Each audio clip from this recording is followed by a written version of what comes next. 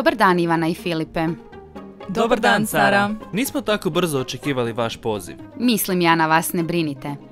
Kao što smo se dogovorili, pripremila sam vam izbor stanova prema vašim željama. Vodili ste računa i o našem budžetu? Tako je. U obzir sam uzela i financijske mogućnosti koje vam je naš kreditni posrednik izračunao. Odlično! Do 120.000 eura na lokaciji koju ste odredili pronašla sam 5 stanova. A je li sve u redu s papirima? Da, svi stanovi imaju urednu i provjerenu dokumentaciju. A sad ću vam pojasniti i ostale detalje vezane uz te stanove. Jako nam se sviđaju ova 3 stana. Neke od tih stanova nisam do sad vidjela među oglasima. To su stanovi iz baze Operete. Kao naši klijenti, prvi dobivate informaciju o tim stanovima. Super! Veće su nam šanse da mi prvi reagiramo.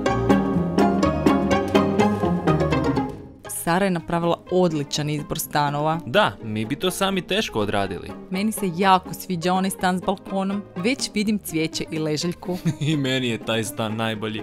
Vidiš, balkon nam nije bio uvjet, ali sad kad sam ga vidio imat ćemo i više nego što smo tražili. Ivana i Filip su uz pomoć profesionalaca koji ovaj posao rade svakodnevno već preko 18 godina pronašli bez stresa svoj novi dom. Opereta. Jedno mjesto, potpuna usluga.